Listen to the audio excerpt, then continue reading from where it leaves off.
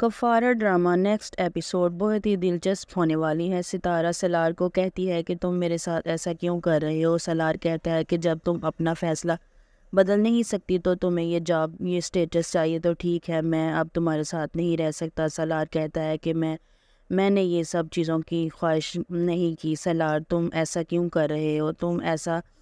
تم اپنے بابا کے ساتھ کیوں نہیں کام کر سکتے؟ اور میں کبھی بھی ان کا ساتھ نہیں دے سکتا۔ تم میرے بابا کی حقیقت نہیں جانتی، وہ خود غرض انسان ہے اور اپنے مقصد کی خاطر کسی کا بھی استعمال کر سکتے ہیں۔ ستارہ بہت ہے کہ انکل ستارہ کہتی ہے کہ انکل بہت اچھے انسان ہیں، وہ تمہارا اور میرا بھلا چاہتے ہیں۔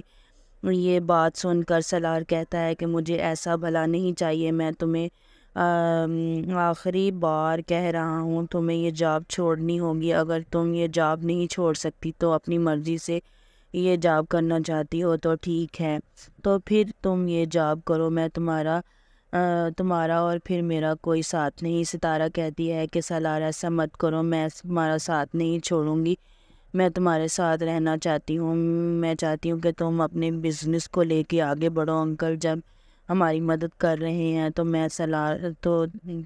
تو سالار کہتا ہے تم حسین رنگیوں میں رہنا چاہتی ہو تو رہو، میں تمہارے ساتھ نہیں رہنا چاہتا، میں نہیں چاہتا کہ اب ایسا ویسا کچھ بھی تعلق ہو۔ سالار ستارہ کو کہتا ہے کہ تمہیں اب یہ فیصلہ کرنا ہوگا کہ تم میرے ساتھ رہنا نہیں چاہتی۔ اگر میرے ساتھ نہیں رہنا چاہتی تو میرے ساتھ کسی قسم کا تعلق نہیں رکھنا چاہتی تو تم بتا دو کہ تمہیں اس رشتے سے آزاد کر دوں۔ ستارہ کہتی ہے کہ تم پاگل تو نہیں ہو گئے؟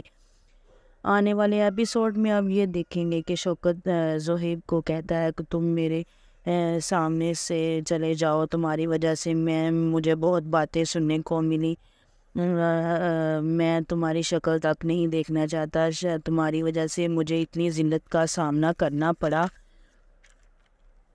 کبھی سوچا بھی نہیں تھا کہ ایسے حالات ہو جائیں گے۔ زہیب کہتا ہے کہ تایا ابو اس بار آپ مجھے معاف کر دیں، آئندہ ایسا نہیں ہوگا اور میں کبھی ایسا کام نہیں کروں گا جن کی وجہ سے آپ کو پچھتانا پڑے۔ یہ بات سن کر شوکت کہتا ہے کہ نہیں، میں نہیں چاہتا کہ آپ کو کوئی بھی ایسی ویسی بات ہو، میں جب گھر سے باہر نکلتا ہوں تو لوگ مجھ پر ہنستے ہیں، باتیں کرتے ہیں، جو میری بیٹی نے کیا اور تم نے کیا، تم دونوں نے مجھے کسی کو منہ دکھانے کے قابل نہیں چھوڑا۔ زہیب اب بہت پریشان ہے، جو کچھ میری وجہ سے ہوا ہے وہ سب کچھ ٹھیک کر دوں گا، اب ایسا کچھ بھی نہیں ہوگا، یہ سب کچھ سلمان کی وجہ سے ہوا ہے، سلمان ہی نے سب کچھ کیا ہے، سلمان بہت ہی گھٹیا انسان ہے۔ یہ بات سن کر شوکت کہتا ہے کہ گناہ تم کرو اور اس کا الزام سلمان کو دو گے۔ شوکت جو اب اپنی بیٹی کو لے کے بہت پریشان ہو جاتا ہے۔